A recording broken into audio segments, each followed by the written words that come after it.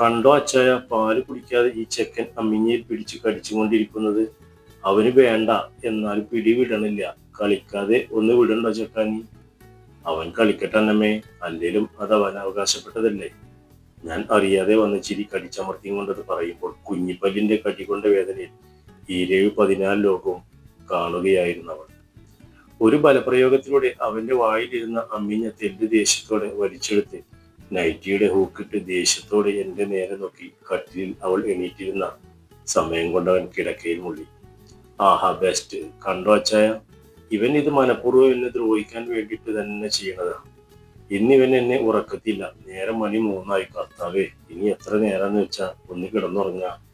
ഞാൻ ഇവിടെ പകൽ വീട്ടിൽ ഇരിക്കുവാണെന്ന് വെക്കാം. അച്ചായന്റെ കാര്യം അതാണോ? ഇനി എപ്പോ ഇറങ്ങിയിട്ട് ജോലിക്ക് പോകാനാ? ഞങ്ങളുടെ കൂടെ കിടക്കേണ്ട വേറെ മുറിയിൽ പോയി കിടക്കാൻ പറഞ്ഞ് കേൾക്കില്ല. ഒരാൾക്കെങ്കിലും ഉറക്കം കിട്ടില്ലേ? അവൾ സ്ഥിരം പറയുന്ന പല്ലവി തുടർന്നു. പോട്ടടി, വേറെ ഷീറ്റ് മാറി വിരിക്കാം, ഞാൻ ചിരിച്ചുകൊണ്ട് പറഞ്ഞു. അലമാര തുറന്നു വേറെ ഷീറ്റ് മാറ്റി വിരിച്ചു. അവന്റെ മൂത്രത്തുണിയും മാറ്റി കുഞ്ഞു നിക്കറും ഇടിച്ചു. അവൾ അവനെ കയ്യിൽ കിടത്തി അറിയാവുന്ന ഏതോ താരാട്ടുപാട്ടും പാടി അങ്ങോട്ടും ഇങ്ങോട്ടും എണീറ്റ് നടന്നപ്പോഴേക്കും ആളുറക്കം പിടിച്ചു. അവൻ ഉറങ്ങി എന്നതിന്റെ നേരെ നോക്കിയവൾ കണ്ണുകൊണ്ട് ആംഗ്യം കാണിച്ചു. കുഞ്ഞു നെറ്റിയിൽ ഒരു ഉമ്മ കൊടുത്ത സ്നേഹത്തോടെ എന്തോ പിറുപിറുത്ത് കിടക്കയിലേക്ക് അവനെ കിടത്തിയ ശേഷം എന്റെ അടുത്തേക്ക് അവൻ ചേർന്ന് കിടന്നു. രാവിലെ മുതൽ രാത്രി വരെ അവന്റെ കാര്യവും വീട്ടുകാര്യവും നോക്കി ഓടി നടക്കുന്ന കൊണ്ടാവണം ക്ഷീണം കാരണം അവൾ പെട്ടെന്ന് തന്നെ ഉറങ്ങിപ്പോയി. ഞാൻ അവളുടെ മുടിയിൽ പതിയെ തലോടി. എന്റെ ഓർമ്മകൾ പിറകിലേക്ക് സൈക്കിൾ ചവിട്ടി 2 വർഷം മുൻപ് ഒരു അനാഥാലയത്തിൽ വെച്ചാണ് അവളെ ഞാൻ ആദ്യമായി കാണുന്നത്. അവിടുത്തെ കിണറ്റിന് ഒരു മോട്ടോർ പിടിപ്പിക്കാൻ ചെന്നതായിരുന്നു ഞാൻ. കലവില കൂടി അവിടുത്തെ കുട്ടികളുമായി കളിച്ചു നടന്ന അവളോട് മനസ്സിൽ എന്തോ ഒരു ഇഷ്ടം തോന്നി. 3 ദിവസം നീണ്ട പണി കഴിഞ്ഞു പോരാൻ നേരം അവളെ എനിക്ക് കെട്ടിച്ചു തരാമോ എന്ന് അവിടുത്തെ ഫാദറിനോട് ചോദിക്കുമ്പോൾ എന്നെ അറിയാവുന്ന ഫാദർ എതിരൊന്നും പറഞ്ഞില്ല. അങ്ങനെ വലിയ ആർഭാടങ്ങളൊന്നും ഇല്ലാതെ 19കാരിയായ അന്നക്കുട്ടി എന്റെ മണവാട്ടിയായി.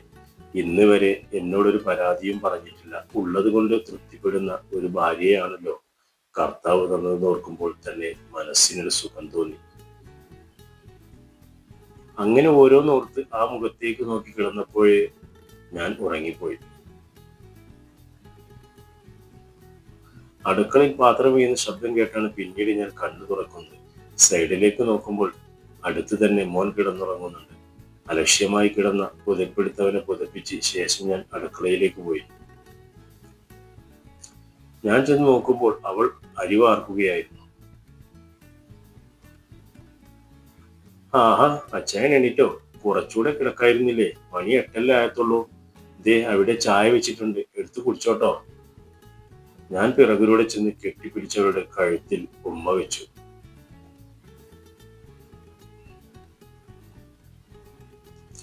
അയ്യേ, ഒന്നിവിടെ ചായ. രാവിലെ തന്നെ ഒരു കിന്നാരം. ദേ ചൂട് കഞ്ഞിവെള്ളമാ മുന്നിലിരിക്കുന്നത്. നിനക്ക് എന്നോട് ദേഷ്യം ഉണ്ടോടി കൊച്ചേ? ഞാൻ അവളുടെ പിടിവിടാതെ തന്നെ ചോദിച്ചു. ദേഷ്യോ? എന്നാത്തിന്? അരിക്കലം മുട്ടിട്ട് കഴിഞ്ഞവൾ എന്റെ നേരെ തിരിഞ്ഞു നിന്നു. അല്ല, ഞാൻ നിന്നെ കെട്ടിയോണ്ട് പ്രസവിച്ച ശേഷം നിനക്ക് ഒരു സഹായത്തിന് പോലും ആരും ഇല്ലാതായില്ലേ? മോൻ ഉണ്ടായി കഴിഞ്ഞ് 11ാം ദിവസം തുടങ്ങിയ പണിയല്ലേ ഇത്? നേരം വണ്ണം ഒരു റെസ്റ്റ് പോലും കിട്ടിയിട്ടില്ല നിനക്ക്. എന്റെ അമ്മച്ചി ജീവനോടെ ഉണ്ടായിരുന്നെങ്കിൽ എന്നെ വെറുതെ ആശിക്കുവാ ഞാൻ. നീ ഇനി രാവിലെ എണീറ്റ് ഇമ്മാതിരി പണിയൊന്നും ചെയ്യണ്ട. ഫുഡ് ഞാൻ പുറത്തുനിന്ന് കഴിച്ചോളാം. അയ്യടാ, പുറത്തുനിന്ന് കഴിക്കാനോ?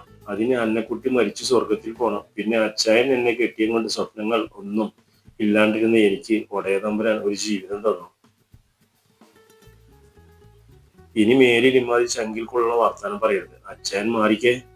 അവൾ എന്നെ തള്ളി മാറ്റിക്കൊണ്ട് കഴിക്കാനേ പോയി. ഒരുമാതിരി പെണ്ണ് തന്നപ്പോ ഞാൻ അറിയാതെ പറഞ്ഞുപോയി. ജീവിതത്തിൽ ഓരോ നല്ല നിമിഷങ്ങളും ബെല്ലും ബ്രേക്കുമില്ലാതെ പാഞ്ഞുപോയി. മോന് 10 മാസം പ്രായമായി. എന്നത്തെയും പോലെ കുഞ്ഞിന് പാല് കൊടുത്തുകൊണ്ടിരിക്കുന്ന അവളുടെ കണ്ണുകൾ പതിവില്ലാതെ വന്ന് നിറഞ്ഞൊഴുകുന്നത് കണ്ടു. എന്ത് പറ്റി? മോൻ കടിക്കുന്നുണ്ടോ? ഞാൻ ചോദിച്ചു. അറിയില്ല ചായ, നെഞ്ചിൽ ഭയങ്കര വേദന. മോൻ പാൽ കുടിക്കുമ്പോൾ സഹിക്കാൻ പറ്റുന്നില്ല. തൊടുമ്പോ കല്ല് പോലെ തോന്നാ. എനിക്കാണെങ്കിൽ ഇപ്പോ നല്ലോണം പാലുണ്ട്. ഇനി പാല് കെട്ടിക്കിടന്നിട്ടാവോ വേദന? അറിയില്ല, നല്ല വേദന ഉണ്ടെങ്കിൽ നമുക്ക് നാളെ ഒരു ഡോക്ടറെ കാണിക്കാം, ഞാൻ പറഞ്ഞു. പിറ്റേ ദിവസം അവളുമായി അടുത്തുള്ള ഗവൺമെന്റ് ഹോസ്പിറ്റലിൽ പോയി. സ്കാനിങ്, ടെസ്റ്റ് ഇവ കഴിഞ്ഞ ശേഷം എന്നോട് മാത്രമായി ഡോക്ടർ അകത്തേക്ക് ചെല്ലാൻ പറഞ്ഞു. മനസ്സിൽ എന്തൊക്കെയോ വല്ലായിക എനിക്ക് തോന്നിയിരുന്നു.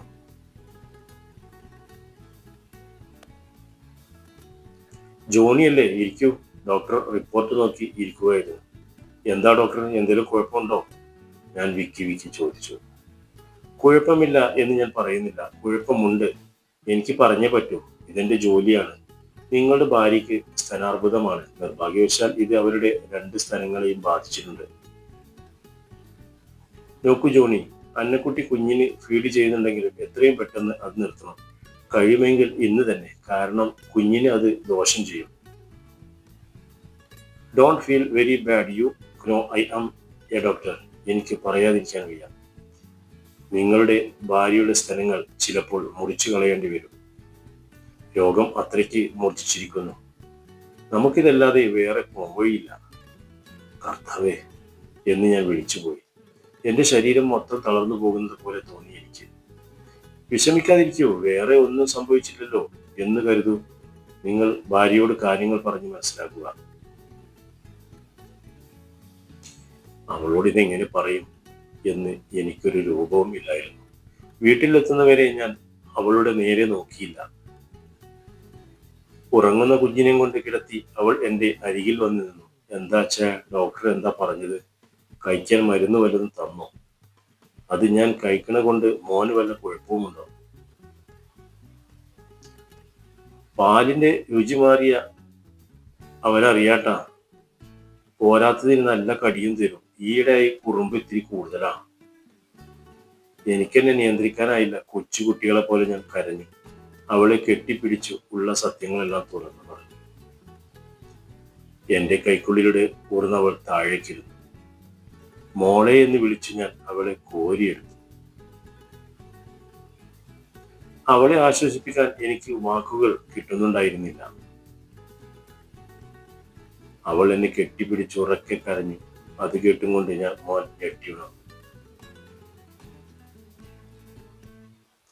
അവന്റെ കരച്ചിൽ കേട്ടവൾ അകത്തേക്ക് ഓടി.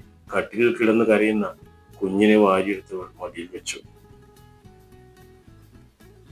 കുടിക്കടാ മോനെ, പറ്റുന്നത്ര കുടിക്കൂ. നാളെ നിനക്ക് കുടിക്കാൻ അമ്മച്ചിയുടെ അമ്മിഞ്ഞ കാണില്ലടാ മുത്തേ. അവൾ ആവേശത്തോടെ അവന് പാൽ കൊടുത്തുകൊണ്ടിരുന്നു. മുറിയിലേക്ക് ചെന്നപ്പോൾ കണ്ട ആ കാഴ്ച എനിക്കും താങ്ങാവുന്നതിലും അപ്പുറമായിരുന്നു. ഞാൻ അവളുടെ അടുത്തേക്ക് ചെന്ന്, വേണ്ട അന്നക്കുട്ടി, ആ പാല് മോന് കൊടുക്കണ്ട. കൊടുക്കരുതെന്ന ഡോക്ടർ പറഞ്ഞത്. കൊടുത്താൽ കുഞ്ഞിന് ദോഷാണ്.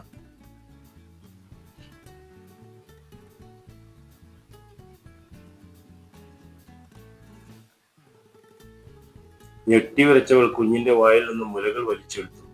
അവളുടെ മുലയിൽ നിന്നും പാലൊഴുകി വന്ന് അത് കുടിക്കാൻ വേണ്ടി അലറിക്കരഞ്ഞുകൊണ്ട് വാ പൊളിക്കുന്ന മോന്റെ മുഖം കാണാനാകാതെ ഞാൻ കണ്ണുപൊത്തി. കർത്താവേ, എന്തൊരു പരീക്ഷണമാണിത്. ദുർഘടം പിടിച്ച ദിവസങ്ങളിലൂടെയാണ് ഞങ്ങൾ കടന്നുപോയത്. മോനെ പശുവിന്റെ പാൽ കുടിപ്പിക്കാൻ വേണ്ടി ഒരുപാട് പാടുപെട്ടു. നിറയെ പാലുണ്ടായിട്ടും കുഞ്ഞിന് കൊടുക്കാൻ കഴിയാതെ അത് പിഴിഞ്ഞു കളയുമ്പോൾ വേദന സഹിക്കാൻ കഴിയാതെ അവൾ ഉറക്കെ കരയുമായിരുന്നു. എന്ത് തെറ്റ് ചെയ്തിട്ടാണ് ഇതൊക്കെ അനുഭവിക്കേണ്ടി വരുന്നത് എന്ന് പലപ്പോഴും ഞാൻ ചിന്തിച്ചു. ആ ചിന്തകൾ എന്നെ ഭ്രാന്ത് പിടിപ്പിച്ചു. ഡോക്ടർ ഓപ്പറേഷൻ തീയതി കുറിച്ചു തന്ന് മനസ്സില്ലെങ്കിലും അവൾ അതിനോട് പൊരുത്തപ്പെട്ടു കഴിഞ്ഞിരുന്നു.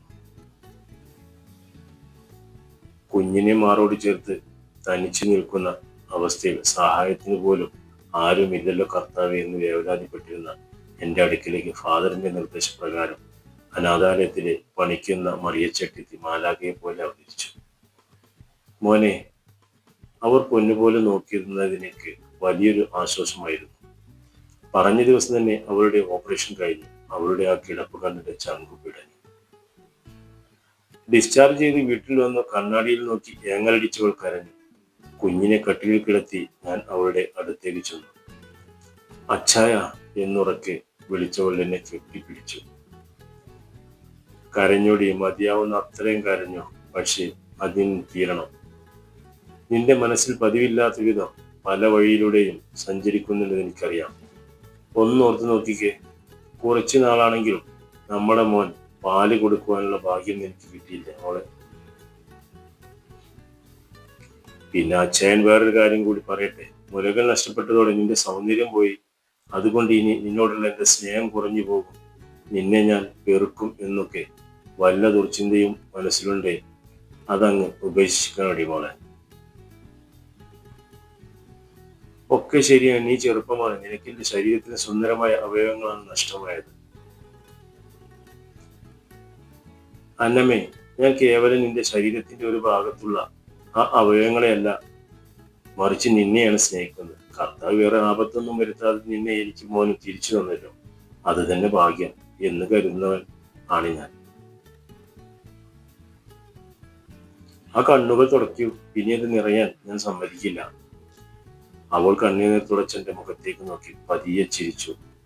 ആ ചിരിച്ചപ്പോൾ മുൻപില്ലാത്തത്ര ഭംഗിയുണ്ടായിരുന്നു.